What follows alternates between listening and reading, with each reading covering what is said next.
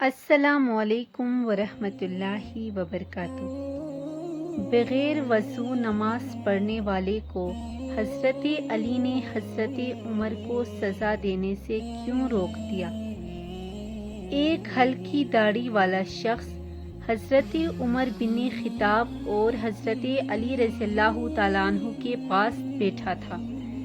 اس کی آنکھیں اندر کو دھنسی ہوئی تھیں اور زبان ذکر و تسبیح میں مشغول تھی۔ حضرت عمر نے اس سے پوچھا کہ آپ نے صبح کس حال میں کی؟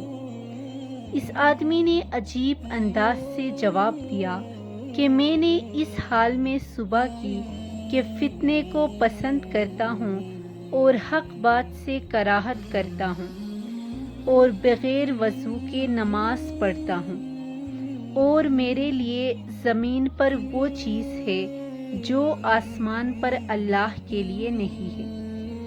یہ سن کر حضرت عمر رضی اللہ تعالیٰ عنہ حضرت عمر طیش میں آ گئے اور اللہ کے دین کی خاطر انتقام لینے پر آمادہ ہو گئے اور اس آدمی کو پکڑ کر سخت سزا دینے لگے۔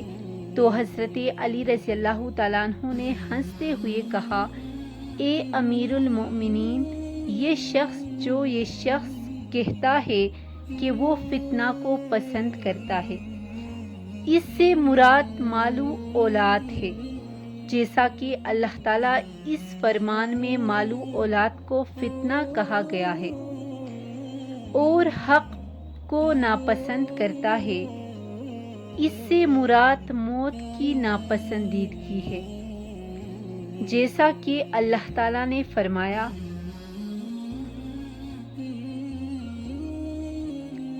اور بغیر وضو کے نماز پڑھتا ہے۔ اس سے مراد نبی کریم صلی اللہ علیہ وآلہ وسلم پر درود بھیجنا ہے۔ ظاہر ہے کہ صلاۃ کے لیے وضو ضروری نہیں ہے، اور اس نے جو یہ کہا ہے کہ اس کے لیے زمین پر وہ چیز ہے جو آسمان پر اللہ کے لیے نہیں ہے، اس سے مراد بیوی بچے ہیں۔ ظاہر ہے کہ اللہ کی نہ بیوی ہے اور نہ اولاد، وہ ذات تو یکتا بے نیاز ہے، نہ اس کی اولاد ہے اور نہ وہ کسی کی اولاد ہے، اور اس کا کوئی ہمسر نہیں۔ حضرت عمر بن خطاب رضی اللہ تعالیٰ عنہ کا چہرہ خوشی سے دمک اٹھا اور ہونٹوں پر مسکراہٹ پھیل گئی، اور خوشی سے جھومتے ہوئے فرمایا، وہ جگہ بری ہے جہاں ابو الحسن رضی اللہ تعالیٰ عنہ نہ ہو، یعنی علی بن ابی طالب رضی اللہ تعالیٰ عنہ۔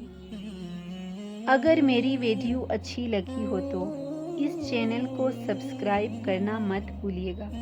جزاک اللہ۔